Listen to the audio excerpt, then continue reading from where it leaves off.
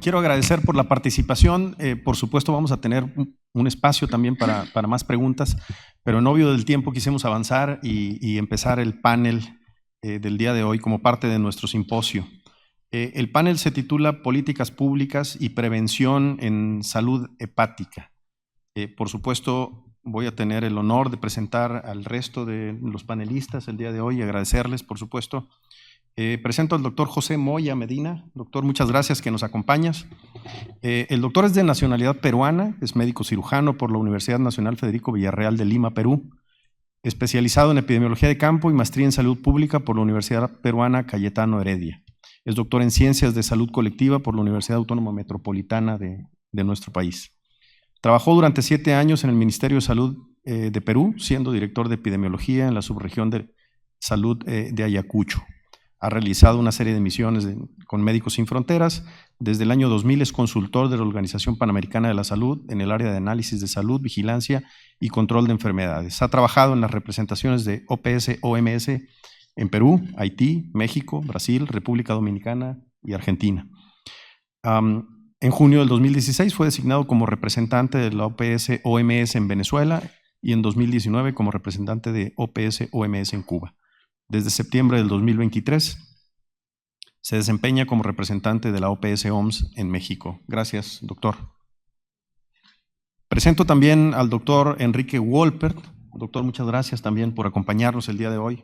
El doctor Wolpert es egresado de la Facultad de Medicina de la UNAM. Realizó su residencia de Medicina Interna en el actual Instituto Nacional de Ciencias Médicas y Nutrición Salvador Subirán, cursando 2 años de esa especialidad y 1 de gastroenterología. Posteriormente se especializó en gastroenterología, hepatología en Clínica Mayo en Rochester, Minnesota. Ha ocupado cargos importantes dentro de la administración de los servicios de salud. Fue jefe de servicios en medicina interna en el propio Instituto Nacional de Nutrición y Ciencias Médicas, en donde fundó también, junto con el doctor David Kersenovich, secretario de Salud, la Clínica del Hígado. Ha sido profesor adjunto de cursos de especialización en la Facultad de Medicina de la UNAM. El doctor Wolpert fue subsecretario de Salud Federal, presidente de la Academia Nacional de Medicina de México y coordinador general de los Institutos Nacionales de Salud. Presidió el Comité Normativo Nacional de Consejos de Especialidades Médicas, el CONASEM, así como presidente del Comité Científico de la Fundación Mexicana para la Salud Hepática, FUNDEPA. Es miembro de diversas asociaciones médicas nacionales e internacionales. Ha sido coeditor de 3 libros de medicina, 2 de hepatología y 1 de gastroenterología. Ha publicado más de 70 artículos originales y de revisión en revistas científicas nacionales, por supuesto internacionales, y 24 capítulos en libros de medicina interna, gastroenterología y enfermedades del hígado. Su compromiso con la medicina ha sido reconocido con múltiples galardones, incluida la condecoración Eduardo Liceaga, otorgada por el Consejo de Salubridad General. Actualmente es comisionado nacional de arbitraje médico. Presento también al doctor Javier Cabral Soto. Doctor, muchas gracias por acompañarnos el día de hoy. El doctor Javier Cabral Soto es médico cirujano egresado de la Escuela de Medicina de León, Guanajuato. Realizó la maestría en Salud Pública en la Escuela de Salud Pública de la Secretaría de Salud y una maestría en Administración de la Atención Médica y Hospitales en la Universidad Nacional Autónoma de México. Su destacada trayectoria profesional se ha desarrollado principalmente en el Instituto Mexicano del Seguro Social, donde ha ocupado una serie de cargos de gran relevancia, desde la coordinación general del programa IMSS-COPLAMAR, en el cual impulsó los programas CARA y encuentros quirúrgicos. Se desempeñó como coordinador de evaluación del programa IMSS Bienestar, coordinador general de salud reproductiva y planificación familiar, delegado estatal en Zacatecas y representante del IMSS en Michoacán. En el ámbito de salud pública,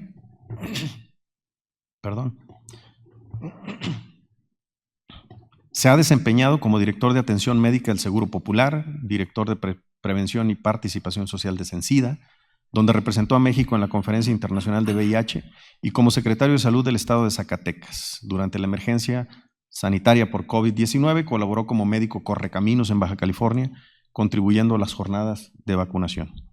El doctor Cabral Soto presidió la Sociedad Mexicana de Salud Pública en el periodo 99-2000, impulsando desde esta posición iniciativas para fortalecer la gestión, organización y evaluación de los servicios de salud en el país. Doctor, gracias por acompañarnos. Hemos tratado de organizar esta sesión a manera de una pregunta, por supuesto, quizá para que alguno de los panelistas en particular la atienda, pero por supuesto el micrófono está abierto para el resto del panel. Así que como primer bloque quisiéramos hablar un poco del panorama que ya nos hizo muy bien el doctor Jeffrey Lazarus de poner en contexto y por supuesto las prioridades que derivan de este panorama epidemiológico.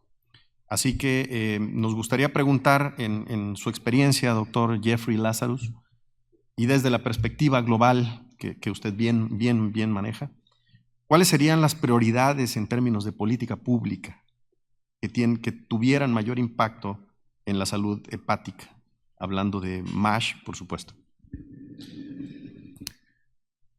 Bueno, primero, lo más importante sería tener políticas que mencionan MASH. Hay muchas políticas en el área de salud pública que son muy bien fomentando la actividad física, el mejoramiento de dieta para reducir peso, para abordar y prevenir o tratar el diabetes, pero hay que mencionar MASLD y MASH, donde están hablando de las enfermedades no transmisibles.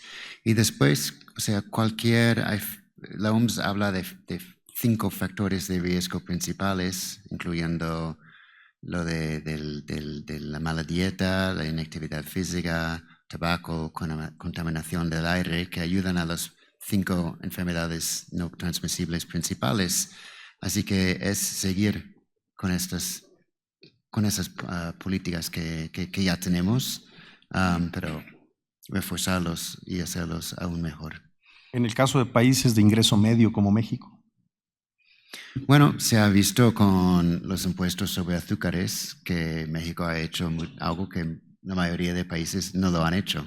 Así que se puede hacer cosas. Se puede hacer que es más fácil hacer ejercicio, actividad física en los parques, o sea, proteger espacios verdes, que eso reduce la contaminación y dar mejores posibilidades de hacer ejercicio.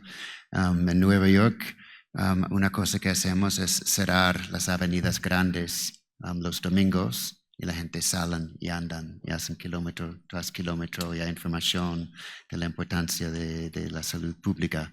Así que incluso en una ciudad como DF habrá algunas protestas probablemente de los dueños de automóviles, pero se puede hacer cosas aunque no hay parques, se puede hacer espacios para la población. Claro.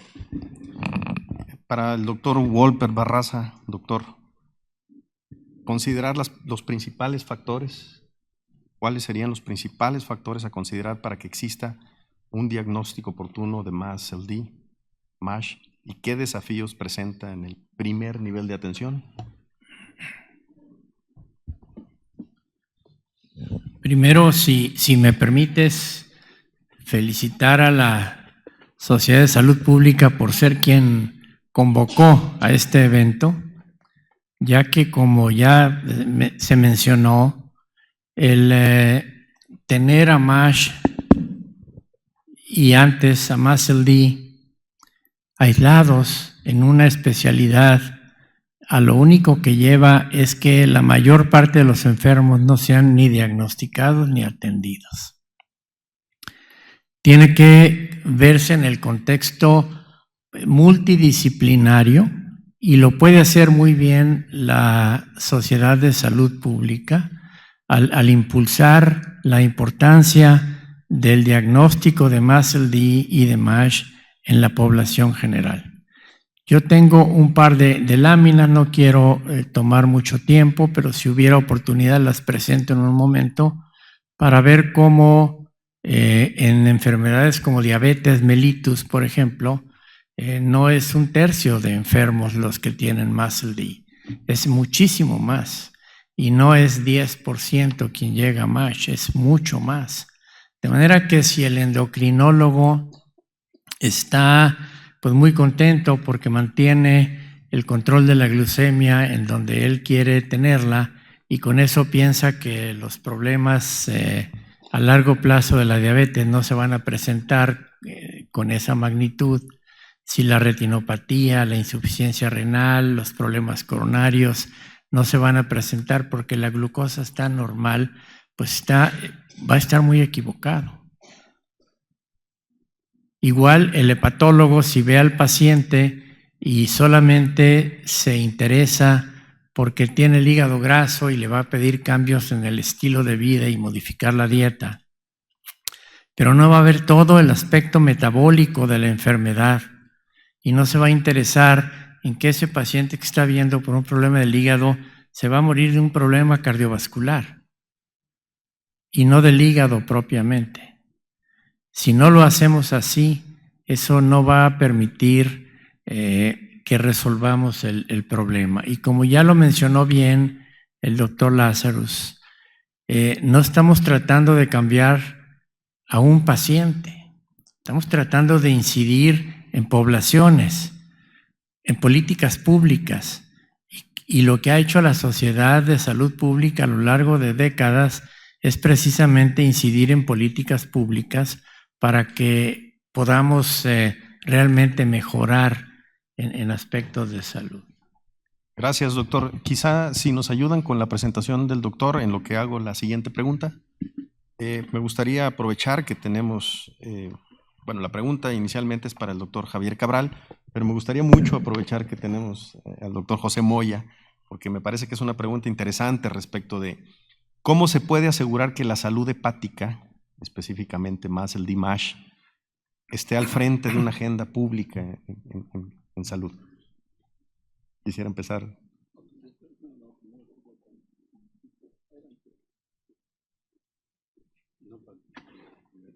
Bueno, muchísimas gracias. Voy a empezar. Muchas gracias por la invitación, estimado Alberto Díaz, a la Sociedad Mexicana de Salud Pública. Excelente, yo creo que un espacio de aprendizaje para todos nosotros. Y doctor Lázaro, un placer también de haberlo escuchado. Es muy importante su ponencia porque creo que a todos nos hace reflexionar, nos hace pensar sobre los problemas de salud del hígado, ¿no? Y su impacto en la salud pública, desde luego. Así que por ahí escucharon que yo vengo de la epidemiología, de la salud pública, no soy un especialista clínico en estos temas, pero creo que sí tenemos que hacer un esfuerzo grande, renovado, para trabajar estos temas a nivel de políticas públicas, en la agenda pública de salud, como dice la pregunta, ¿no? Las enfermedades crónicas no transmisibles es la mayoría de las causas de muerte prematura, de discapacidad también, de años de vida perdidos. Sabemos exactamente el impacto que están teniendo en general las enfermedades no transmisibles en el mundo y particularmente en México. Así que tenemos que seguir haciendo un esfuerzo grande desde todos los países y ese es el esfuerzo también de la Organización Panamericana de la Salud que represento aquí en México. Desde la oficina tenemos un renovado esfuerzo de lucha contra las enfermedades no transmisibles.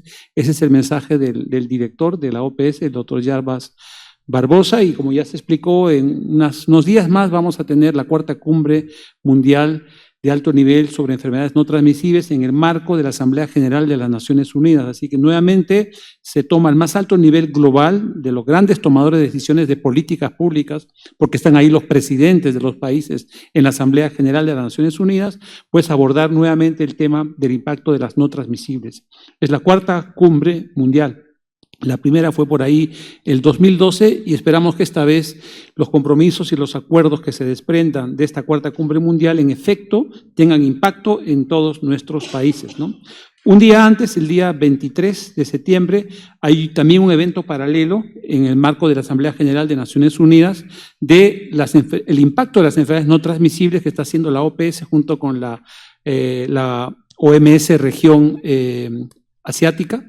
Va un representante de Arabia Saudita y de la Secretaría de Salud también. Va a estar presente el subsecretario de Salud, el doctor Ramiro López, en este panel de esta reunión del evento paralelo en el próximo 23 de septiembre para hablar y discutir y poner lo que México está haciendo, digamos, como las enfermedades no transmisibles y también lo que hacen otros países de la región.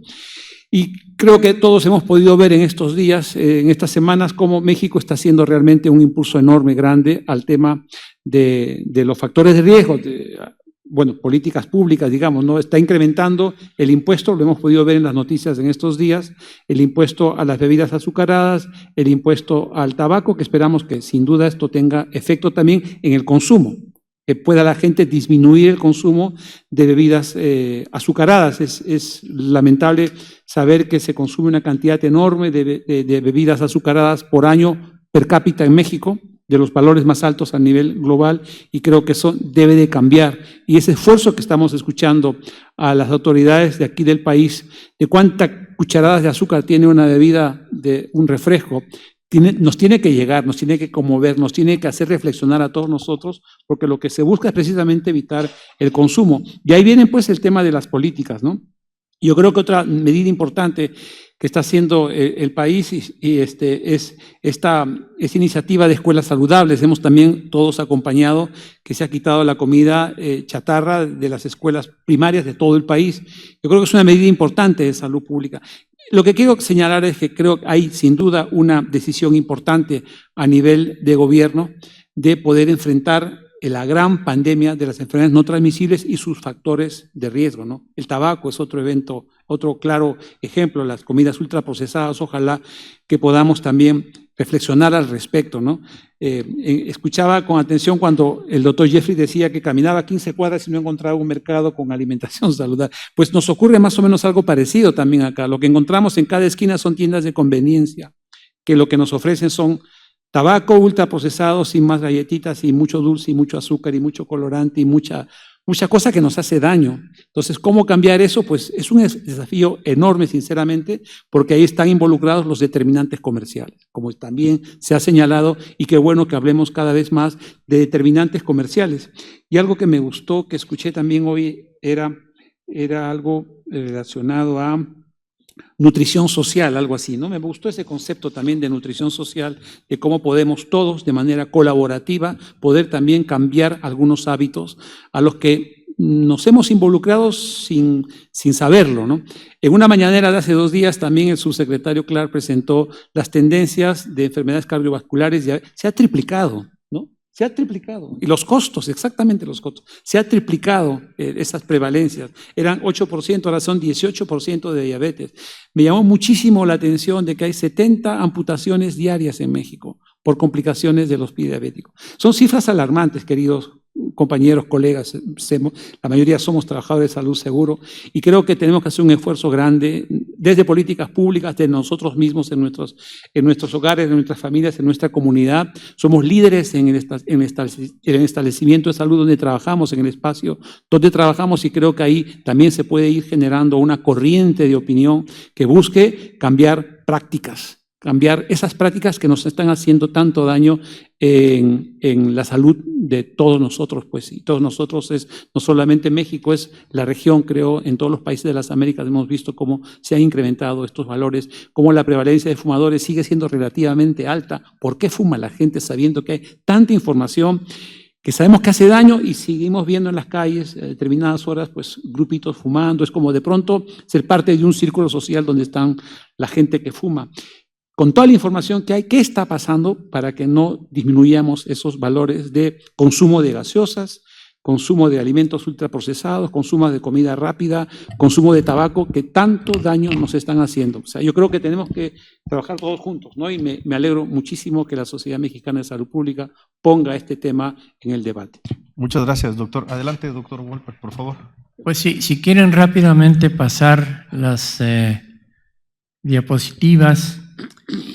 Esta nueva nomenclatura que mencionó el doctor Lázaro se publicó en Hepatology y fue un esfuerzo importante de especialistas de varias sociedades médicas internacionales. En la siguiente, el cambio de NAFLD y la complicación NASH en 1980. Esto fue porque los patólogos, un doctor Ludwig en Clínica Mayo, publicó este artículo en donde hacía hincapié en que había lesiones hepáticas idénticas a la hepatitis alcohólica en pacientes que no bebían alcohol. Y eso venía quizá de 10 años antes quienes hacíamos las biopsias del hígado y las llevábamos con el patólogo, nos decía, es an alcoholic hepatitis. Cuando le decíamos, no, el enfermo o la enferma no bebe, decían, seguramente no les está diciendo toda la verdad. Pero realmente enfermos no bebían alcohol y tenían este daño, de manera que el cambio en la nomenclatura es muy importante porque quita aspectos negativos non-alcoholic y luego traduce la parte que yo considero más importante de MASLD, Metabolic Associated, o sea, una disfunción hepática asociada a un problema metabólico mucho mayor, condicionado sí por grasa en el hígado, pero que puede evolucionar a MASH, a Metabolic Associated Steatohepatitis. De manera que el cambio no solamente fue cosmético o una reunión de expertos para cambiar un nombre, sino que lleva implícito quitarle la parte negativa de non-alcoholic y agregar la parte sustantiva, que era un problema metabólico mucho más serio. Como ya se mencionó hoy, también hay combinaciones, pacientes que pueden tener MASLD, Metabolic Associated Steatotic Liver Disease, pero que beben alcohol. Quizá no en gran cantidad como para pensar que lo que tienen es hepatitis alcohólica, pero sí en la cantidad que quieran, pero que contribuye sin duda al daño hepático. Estamos sumando dos factores, el factor metabólico y el consumo de alcohol, aunque no sea en cantidades muy grandes. Ya se mencionó aquí que afecta a la tercera parte de la población, pero lo que quiero señalarles es la siguiente, es que el hígado graso hablamos cuando hay más de 6% de grasa en el hígado, pero eso se puede medir. Lo medimos actualmente con ultrasonido, con el software que tiene incluido para medir la cantidad de grasa y también con resonancia magnética, en fin, pero con ultrasonido, que es mucho más sencillo y menos costoso, podemos saber qué cantidad de grasa tiene en el hígado. En el 10 al 30% de los enfermos, el hígado graso progresa, se acompaña de inflamación y fibrosis, esto es MASH, Metabolic Dysfunction, y 7 al 10% de los pacientes con MASH llegan a cirrosis hepática y a carcinoma hepatocelular. Yo estoy convencido que en México, en la segunda mitad de este siglo, y ya lo estamos empezando a ver, MASLD va a ser, el hígado graso, va a ser la primera causa de enfermedad hepática crónica. Y posiblemente de manera global podemos decir también que va a ser la primera causa de trasplante de hígado si llegan a estadios avanzados de fibrosis 4 y de cirrosis, y no se diga de carcinoma, ¿no? Un artículo muy reciente que me llamó la atención, podemos pasar la siguiente, por favor. En un metaanálisis que el total de los 156 estudios es 1.800.000 enfermos con diabetes mellitus, la prevalencia global de MASLD fue del 65%. No una tercera parte, 2/3 partes. Y de MASH no fue del 10%, fue del 32%. Si los endocrinólogos no se convencen de estas cifras, realmente nunca van a mandar a sus pacientes con diabetes a que se hagan un fibroscan o se hagan estas mediciones para ver qué grado de esteatosis hepática puedan tener. Y esta mañana conversábamos con el doctor Lázaro sobre qué poder hacer en el laboratorio de análisis clínicos, por ejemplo, para que fuera más fácil que el médico general, el médico de primer contacto, pudiera interpretar lo que está recibiendo. Todos vemos enfermos que se hicieron un panel en el laboratorio de 24 elementos, de 36 elementos, y llegan y digan, doctor, esto quiero que me diga qué voy a hacer, porque me hice un panel de 44 y hay varias cosas que están fuera de rango.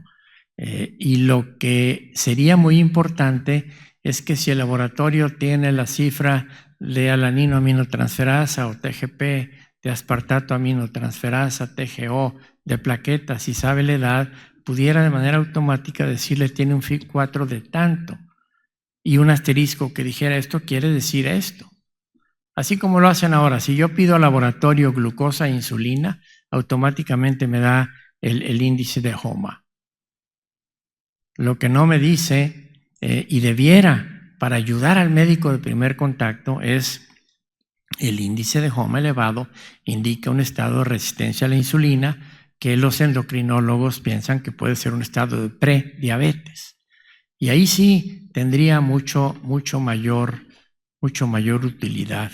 Creo que es la última. Sí. Muchas gracias. Doctor Wolpert, muchas gracias. De hecho, esta presentación nos puso en el segundo bloque del panel del día de hoy, que justo pasa por la atención primaria. Así que me gustaría preguntar, ya el doctor Jeffrey Lazarus nos habló de algunos métodos de diagnósticos para atención primaria, pero no sé si pudiéramos abundar en la metodología, hablando de atención primaria. Bueno, lo que había comentado, en México lo más obvio sería utilizar un FIB4 y sería que, bueno, también un APRI, hay otras posibilidades dependiendo en la guía y lo que consensúa los expertos en el país. Pero lo importante es destacar que esta información tenemos ya en el laboratorio. O sea, se puede pedirlo específicamente, pero si el laboratorio tiene la muestra, pues es sacar la información que necesitamos para hacer los cálculos. Una segunda, y eso se debe hacer en primaria. Y yo diría a todos con diabetes tipo 2, otros dirían también con prediabetes o con obesidad, otros dirían también con sobrepeso. Eso depende de los recursos y lo que se decide aquí. Hay que empezar en algún lugar y obviamente viendo otra vez la estadística, empezar con diabetes tipo 2 y obesidad tiene mucho sentido. Luego una segunda prueba sería el FibroScan. Si entiendo bien, hay 15 en el país en el sistema de salud pública, otros en privado. Así que eso no es suficiente. Estamos llevando un ensayo en España de meter los fibroscanes en primaria, a ver si lo van a utilizar, y va a ser difícil. Así que yo creo que el futuro es es automatizar todo lo que se puede con la muestra de sangre y luego ir al imaging, sea lo que existe en el país. Pero primaria tiene un papel importante y pueden empezar con el FIB4. Por supuesto. Doctor Cabral, en ese mismo sentido, ¿cuáles son los recursos mínimos necesarios? Pensemos en capacidades, insumos, indicadores para que las clínicas de atención primaria puedan detectar enfermedades hepáticas como MASH.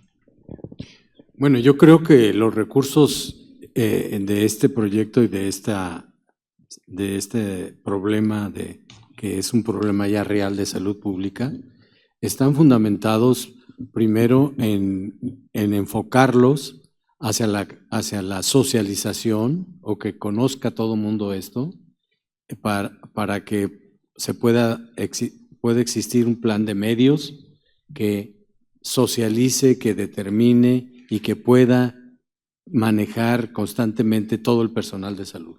Esos son los primeros recursos. El segundo, estimo que tiene que ver con laboratorio, como se ha dicho aquí, para tener las pruebas, para tener los insumos, para tener los reactivos, para tener los aparatos que se tienen. Y la tercera, pues diría yo, ¿cuál sería el recurso mayor? Pues la política de salud pública que se tiene en el país y que ahorita está completamente alineada o paralela a este problema de salud pública por las prioridades del actual gobierno y del señor secretario de Salud, que determina que las enfermedades crónico-degenerativas tendrán que tener un enfoque más prioritario y que tendremos que combinarlo con las enfermedades infectocontagiosas. Y esto hace otro reto que tiene que ver con nosotros, con los salubristas, con la Sociedad Mexicana de Salud Pública, es de otra vez repensar y relanzar el modelo epidemiológico de enfermedades crónicas y degenerativas que está relacionado con las características humanas, los estilos de vida, sobre todo con los patrones de consumo, ¿no? Con las actividades recreativas, haciendo énfasis en los determinantes sociales, y no que los determinantes sociales estén solos, sino que ya incorporarlos a esto, a este nuevo modelo, o este modelo no es nuevo, sino es un modelo que salió hace varios años sobre enfermedades crónico-degenerativas, y tomarlo paralelamente al modelo ecológico que sabemos de las infecciones, de la triada ecológica de huésped, medio ambiente y agente, ¿no? Sino también incorporarlo también en las actividades o los patrones de consumo, que es verdaderamente un reto enorme y que se alinea otra vez con el nuevo proyecto de la, ¿cómo se llama? De los etiquetados en los alimentos, ¿no? Y la otra es con este enfoque que tiene que ver con el financiamiento y que tiene que ver con los impuestos y que tiene que ver con desalentar el consumo de bebidas azucaradas, ¿no? Yo creo que pues todos los factores están alineados para que este proyecto salga, ¿no? Quizás el mayor reto tendrá que ver, como lo dice el doctor Jeffries y el doctor Wolpert, es que los médicos especialistas traduzcan hacia la atención primaria de la salud todos estos mensajes de tipo médico y de fisiopatología propia de la enfermedad. Gracias, doctor. Estamos prácticamente con el tiempo encima. Sabemos que el doctor Jeffrey Lazarus tiene una agenda apretada. Vamos rápidamente al tercer bloque, que responde a la salud hepática en el marco de la salud metabólica. Me gustaría preguntarte, doctor José Moya, ¿cómo aprovechar estos impuestos? Hace un rato se comentaba, ¿cómo aprovechar estos impuestos a bebidas azucaradas, etiquetado frontal y otras políticas para disminuir el riesgo poblacional de MASH, sobre todo de MASH? Sí, yo creo que esperamos que estas políticas tengan resultados, ¿no? Vamos a esperar, yo creo que ya se ha anunciado las características que tienen este incremento de los impuestos que han sido anunciados esta semana, que van a empezar el próximo año y que eventualmente van a incrementarse progresivamente en los siguientes años, ¿no? Hay estimaciones que tenemos ahí en la OPS. Soy acompañado de mi colega Vivian Pérez, que está por ahí, que es la responsable de estos temas. Hay estimaciones desde OPS-OMS que en efecto los impuestos saludables disminuyen el consumo, que es lo que queremos. Lo que buscamos es que se disminuya el consumo de las bebidas azucaradas y ojalá que ese sea el efecto que tenga. Se habló también de los etiquetados frontales y eso de advertencia me parece muy importante. No crean que ha sido algo simple llegar a los etiquetados. Fueron años de esfuerzos y de luchas porque la industria pone amparos, hace objeciones, complica mucho el que finalmente tengamos, y lo logramos, tenemos los etiquetados de advertencia que pueden incluso mejorarse, ¿no? No todos los países tienen etiquetados de advertencia y creo que es bueno que lo tengan los países nuestros. Varios países, Chile, Argentina, Perú, México, tienen etiquetados frontales de advertencia y es bueno que antes de consumir sepamos que vamos a alimentarnos, que el exceso de sal, de azúcar, de grasas saturadas, yo creo que es fundamental que lo podamos saber.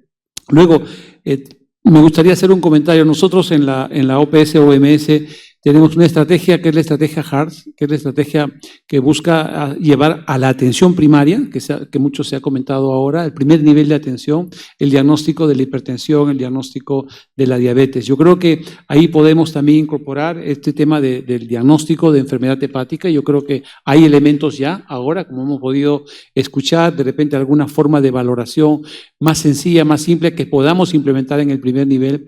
Yo creo que además en este esfuerzo renovado de fortalecer las unidades primarias de atención en el país a través del ISS Bienestar, reforzar, fortalecer la atención primaria de salud, este concepto tan importante que nos viene desde Alma Ata hace casi 50 años atrás, yo creo que son elementos en que tenemos que volver. Y ahí, en ese nivel de primer nivel de atención de salud, la participación de los gobiernos locales yo creo que es fundamental. Yo creo que los alcaldes, alcaldesas, presidentes municipales están teniendo un rol muy activo que también lo vemos nosotros en salud porque convocan a temas de salud, hacen parte de la iniciativa de municipios y comunidades saludables, que es una iniciativa que tiene la OPS-OMS ya de más de 40 años, yo creo, pero creo que desde que se involucre el gobierno local, desde que el gobierno local convoque intersectorialmente a todos los actores, educación, salud, caminos, energía, en fin, todos los actores de gobierno en el nivel local involucrados en la prevención, en la atención. Yo creo que también sería un esfuerzo al que tendríamos que dirigirnos desde el liderazgo de los gobiernos locales. Yo creo que también eso es muy importante. Gracias, doctor. Por supuesto, queremos aprovechar el espacio y el tiempo que nos ofrece el doctor Jeffrey Lazarus. ¿Existe algún modelo que logre articular el diagnóstico y la atención a la obesidad, diabetes y MASH en una sola vía clínica? Pues sí. Primero quería comentar que estoy muy de acuerdo en lo que se puede hacer a nivel local.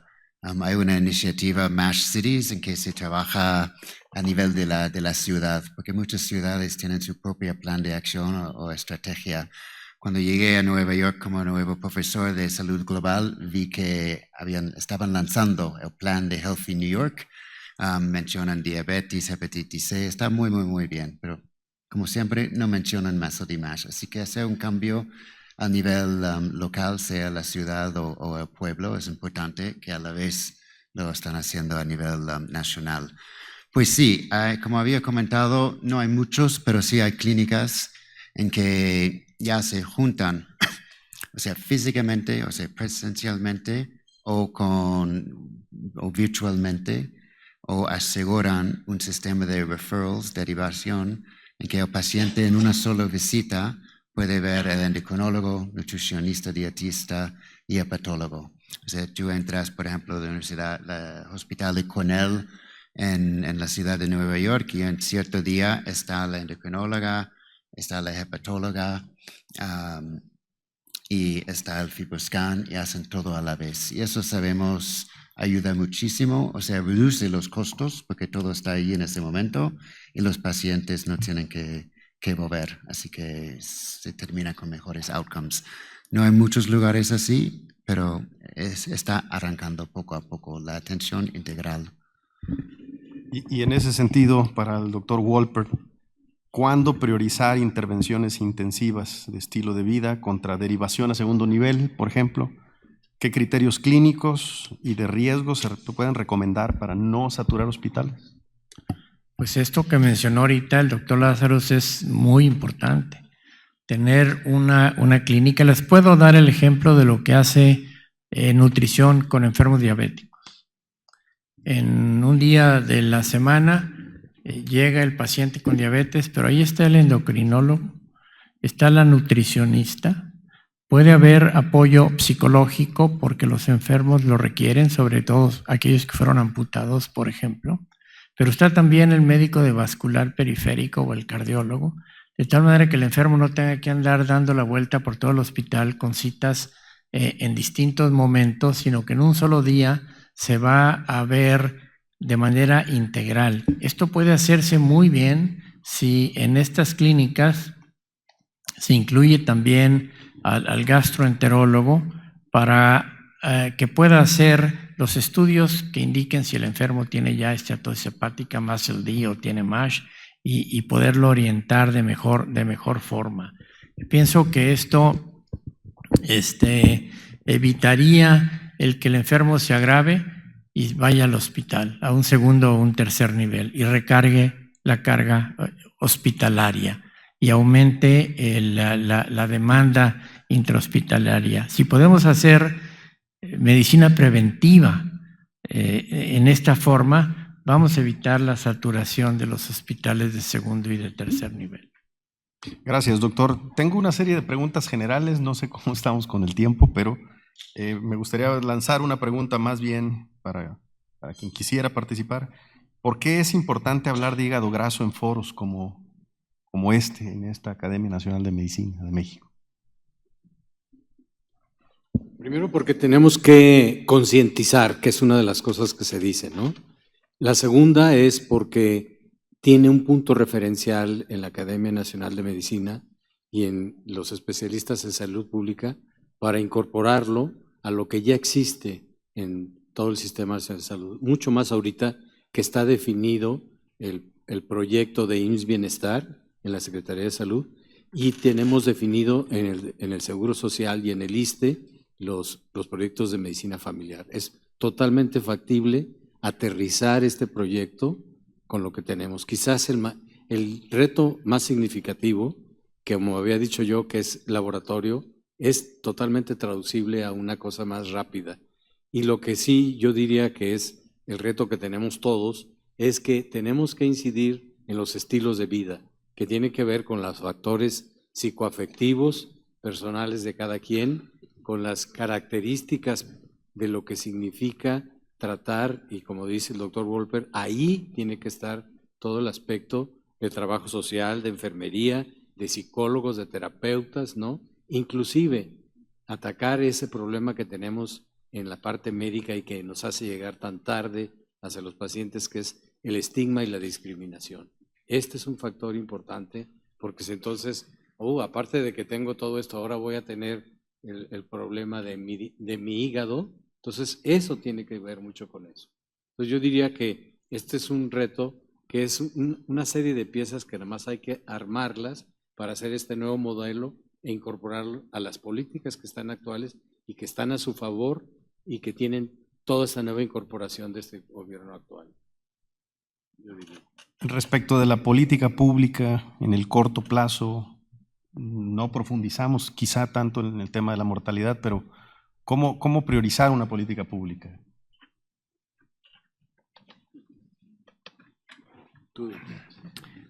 Puedo poner un ejemplo que no va a ser con MASLD, pero lo que ha hecho la sociedad civil con las organizaciones no gubernamentales. Por ejemplo, la asociación,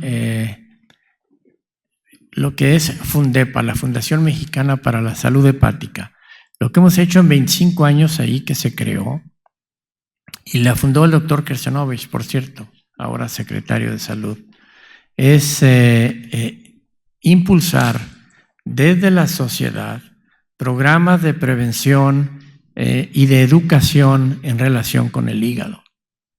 Esta fundación ha presentado en esta academia, en este foro, año con año, un programa, y repito el agradecimiento a la Academia Nacional de Medicina por permitirnos en el mes de mayo presentar una de las sesiones ordinarias de la academia, y se ha hablado en más de una ocasión de lo que es el hígado graso, de lo que ahora es MASLD y MASH.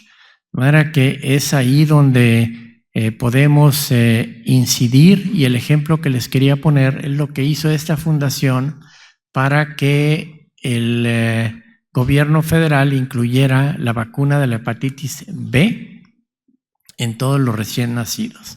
Eso se logró cuando el actual secretario de Relaciones Exteriores era secretario de Salud, el doctor de la Fuente, y desde entonces se empezó a aplicar la vacuna de la hepatitis B en el recién nacido. Esto ha evitado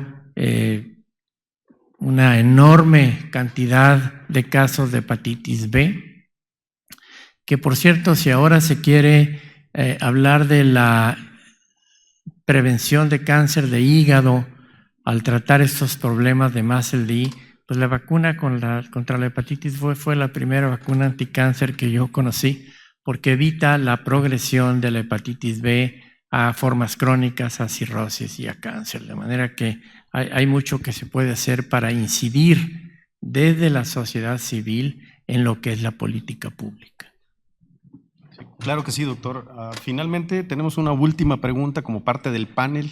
Creo que ya me están apremiando un poco con el tiempo, pero ¿cómo garantizar el acceso equitativo? ¿Cómo atender el acceso equitativo a la salud hepática en este país?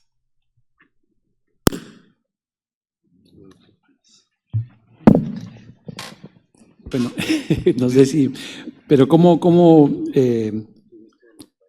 sí, pero yo creo que tiene que ver con esto que está ocurriendo ahora mismo en México, con esta reforma sanitaria que lleva con el IMSS Bienestar, por ejemplo, ¿no? Que yo creo que ha permitido reforzar la atención primaria de salud en todos nuestros, por lo menos en los 23 estados que se han sumado a esta iniciativa del IMSS Bienestar. Y yo creo que desde ahí, desde esas unidades de salud, que se están fortaleciendo, pues hay una oportunidad enorme de poder trabajar estos temas, ¿no? Fundamental estos espacios, esta reunión, yo creo que hay que ampliar la discusión nacional de estos temas. Seguro que la Secretaría de Salud lo va a tomar, es una iniciativa importante y hay cosas pues buenas que hay que seguir haciendo. Los domingos vemos que hay unas ciclovías y que la gente va, hace deporte, y está muy bien eso. O sea, son cosas positivas. Las utopías son cosas muy buenas. He podido ver 2, 3 de las utopías y la verdad que es un espacio muy bonito, comunitario, donde la gente hace deporte, practica, socializa y es un espacio también de cohesión social muy importante. Yo creo que qué bueno que haya este tipo de espacios, de eventos. Todos salimos pues más enterados de estos temas y sin duda desde ahí se puede hacer también una abogacía desde la Sociedad Mexicana de Salud Pública, de la propia OPS, que trabajamos y articulamos cooperación con la Secretaría de Salud, pues desde ahí también influir a ver cómo seguir construyendo políticas públicas saludables, políticas que prevengan, ¿no?, los riesgos de que más adelante se desarrolle problemas de las no transmisibles o problemas hepáticos crónicos. Gracias, doctor Moya. Un comentario final, doctor, para cerrar este evento el día de hoy y agradecer a los participantes. Bueno, primero comentaré muy brevemente a esa última pregunta, porque claro, el acceso equitativo al sistema de salud es la base de salud pública, es lo que siempre estamos intentando hacer. Y como decía antes, yo creo que hay que pensar no solo en la enfermedad, sino en la persona, en la situación de la persona, no es que sea la nutrición social o sea los determinantes sociales. Así que en Barcelona, por ejemplo, donde tenemos un sistema totalmente gratuita, de alta clase, cualquier persona allí, incluso los migrantes no documentados, pueden acceder al sistema de salud. Tenemos muchos que no lo hacen. Así que mi equipo de enfermeras y antropólogos y otros salen casi cada fin de semana a entrar en la comunidad de acuerdo con ellos para testar para la hepatitis B, la hepatitis C y vacunar contra la hepatitis B. Es un esfuerzo, pero si esa gente no llega al sistema de salud, tenemos que traer el sistema de salud a ellos. En un país donde se han vacunado ya hace muchas décadas contra la hepatitis B y los médicos y los hepatólogos, infectólogos dicen que no hay, tenemos ya con más de 1,000 personas testados una prevalencia de 11%. Así que la gente que no están acudiendo al sistema de salud, ahí es donde encontramos las enfermedades, no solo la hepatitis B, y tenemos que llevar el sistema de salud a ellos, o al final van a llegar ellos al sistema de salud con una enfermedad hepática u otro más complicado. Así que yo solo quería agradecer otra vez a todos ustedes y la Academia por la oportunidad de hablar de esta enfermedad, de ojalá aumentar un poco más el conocimiento y con un tratamiento farmacológico llegando y bueno, un entendimiento de la gravedad aumentando en el país. Espero que se vean cambios. Gracias. Muchas gracias, doctor. ¿Tenemos tiempo para algún comentario, pregunta de parte de los participantes, asistentes el día de hoy? Adelante, doctor.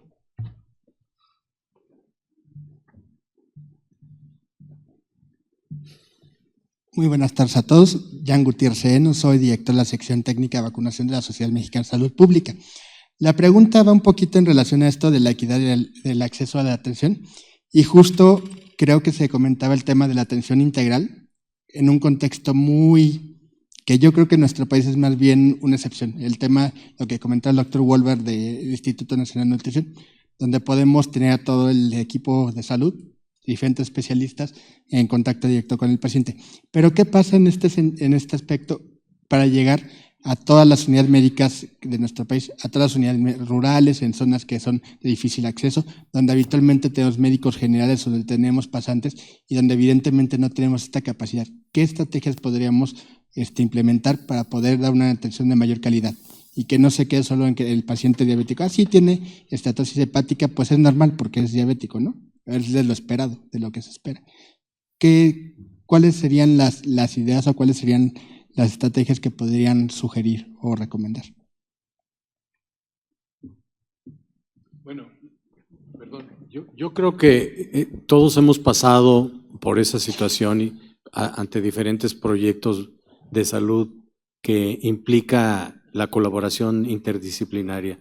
Y lo primero sería, obviamente, después de esto, es construir un modelo de presentación para poderlo bajar a todos los niveles, conociendo qué recursos tiene cada una de las unidades médicas y qué se puede llegar. Yo creo que lo primero es hablar del tema, construir un modelo plasmado en vía digital, en documentos, etcétera. En aquellos entonces hacíamos rotafolios, hacíamos pósters, ¿no? Pero ahorita existe toda esa posibilidad enorme, utilizar las famosas redes sociales, utilizar inclusive toda la nueva conexión que existe ya en las áreas rurales. Eso ya lo hemos probado, lo probamos con el COVID, fue un reto enorme, cómo saber qué estaba pasando, qué capacidad tenían de tener la vacuna, de extenderla, etcétera. Pues ahorita ya tenemos una cobertura enorme para todo esto. Y reitero, por ejemplo, hay un proyecto de la propia Secretaría de Salud con los centros de salud en términos de IMSS Bienestar, de utilizar el correo para llevar análisis clínicos a un área concentradora. El Seguro Social y el ISSSTE lo pueden hacer perfectamente bien. Lo que se necesita, pues, es concretizar en un documento, ya sea digital o escrito, para poderlo transmitir rápidamente a todos. Me queda claro que por la vía digital lo podemos hacer inmediatamente y pasarlo. La Sociedad Mexicana de Salud Pública, tenemos 1,500 socios que trabajan evidentemente en la Secretaría de Salud, en el Seguro Social, en la parte académica, en las universidades, etcétera, que podemos socializar este tema y tenerlo a la brevedad, distribuido y conocido por todos, ¿no? Creo que esto es un reto que hemos vencido en varios términos. El último fue el del COVID. En aquellos tiempos nos acordamos del programa de planificación familiar, el reto de la revolución demográfica para bajar los índices de fecundidad. Y tenemos otros retos. Quizás el más difícil para mí sea la parte de la concientización, la parte psicológica e íntima que deriva en ese estigma y en esa discriminación tanto de la población general, de la familia, de la población general y obviamente en nuestras instituciones de salud, ¿no? En la parte médica y en la parte privada. Pero hay, como dijo el doctor Wolpert, un instrumento o una organización de la sociedad civil que es fundamental para esto, ¿no? Eso es muy importante. Yo veo muchos jóvenes en el auditorio, hombres y mujeres, que van a aprovechar lo que la inteligencia artificial nos va a poder ayudar en medicina.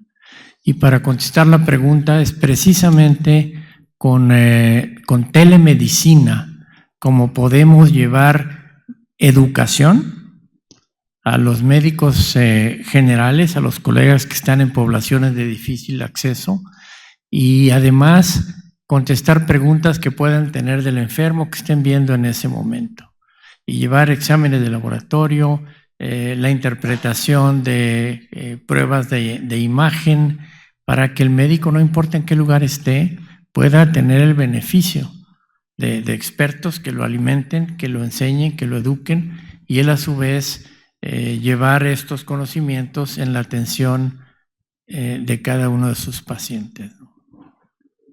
Gracias, doctor. Adelante, por favor. Buenas tardes. Mi nombre es Yaretsi, soy estudiante de la licenciatura en Educación para la Salud de la Universidad Autónoma del Estado de México. Tengo dos preguntas para el profesor Jeffrey. La primera es, si me llegan a detectar hígado graso, ¿con qué especialista debo de acudir? Y la segunda, ¿qué pruebas de laboratorio debo hacerme para ver si tengo MASH? ¿Qué exámenes tiene que hacer para ver si tiene hígado graso y si tiene MASH? Bueno, es lo que había comentado antes, que ahora no se necesita hacer la biopsia del hígado. Hay tests no invasivos Y aquí en México sí hay el FIB4, pero hay otras pruebas que se puede hacer como el APRI, también hay los FibroScans. Así que en cuanto más pruebas positivos y confirmatorios, ya sabrás si hay un MASH y se sabrá el nivel de fibrosis.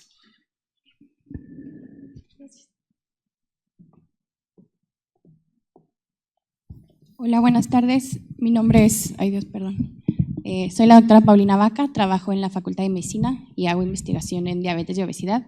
Y confirmo que realmente, pues uno que estudia obesidad y diabetes, rara vez había leído yo esta relación entre el MASH con estas dos enfermedades, que vienen arraigadas a muchos de los factores que todos manejamos. Y ahora que tocan esta parte de, bueno, cómo se desarrollan estrategias para realmente incidir en población general.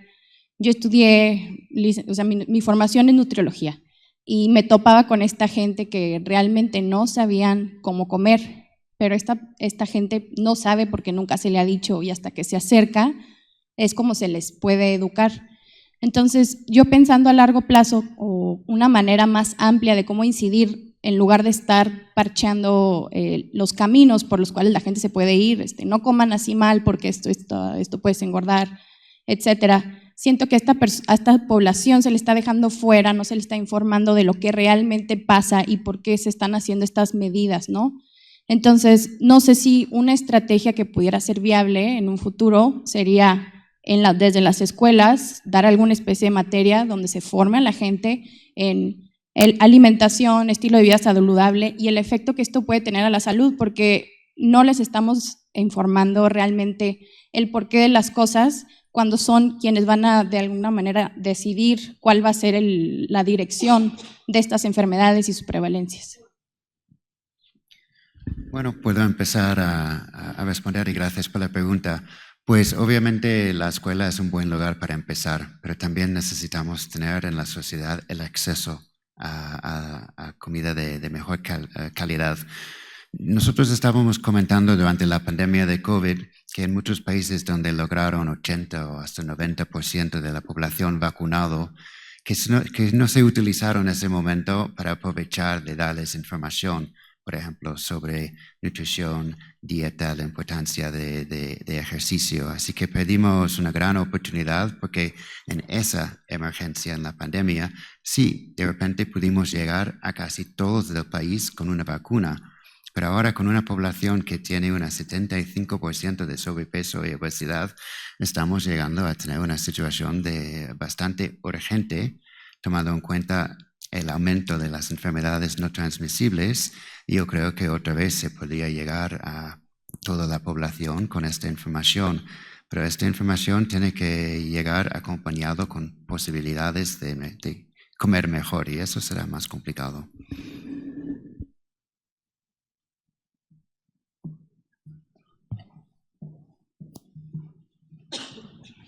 Adelante, doctora. Una última pregunta, por favor. Sí, gracias. Mi nombre es Elia Oralia Castañeda Hernández, vengo del Estado de México, soy la presidenta de la Asociación de Profesionales del Estado de México. Bien, este tema es muy importante, muy interesante y creo que sí debe de estar en la agenda pública. Yo lo que quiero preguntar, bueno, y mi duda es, se han hecho avances importantes, por ejemplo, la colocación de los sellos en los alimentos. Creo que eso es algo muy bueno y ahorita el impuesto en las bebidas azucaradas también, pero ¿por qué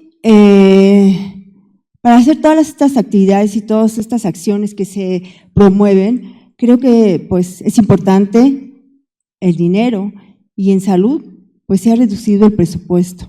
O sea, creo que podemos hacer muchas cosas y aquí hay muchas propuestas muy importantes, pero el presupuesto en salud no ha aumentado. ¿Qué es lo que pasa? ¿Qué necesitamos hacer para que nuestras autoridades se den cuenta de que realmente para actuar hay que tener a veces con qué? Gracias. Bueno, gracias, doctora. Adelante. Bueno, doctora, yo y todos, yo creo que estamos en el momento oportuno en este proyecto en relación con la Academia Nacional de Medicina y la Sociedad Mexicana de Salud Pública y los expertos, y el apoyo de la Organización Panamericana de la Salud, con la OMS, con el doctor Moya, hablar con la Comisión de Salud de la Cámara de Diputados, porque en este momento se va a discutir el presupuesto para el año que entra. Entonces, subir este tema, yo creo que no habrá ningún impedimento para que se convoque por la Comisión de Salud y la Comisión obviamente de Hacienda y Presupuesto para subir este tema e incorporarlo y cambiar presupuestos o adaptar o cambiar estrategias presupuestales y de prioridad de salud. Entonces, creo que es una oportunidad única. Si ustedes lo estiman, pues lo podemos hacer para ver este proyecto con la Cámara de Diputados. Por supuesto, doctor. Quiero agradecer al doctor Jeffrey Lazarus por la magnífica conferencia magistral el día de hoy. Por supuesto, al doctor Wolpert, doctor José Moya, doctor Cabral por el panel del día de hoy. Y agradecerles a todos ustedes que nos acompañaron, agradecer también a los que nos acompañan desde la virtualidad, al doctor Raúl Carrillo Esper por abrirnos las puertas de este magnífico lugar y por supuesto a toda la mesa directiva de la Academia Nacional de Medicina de México. Muchas gracias.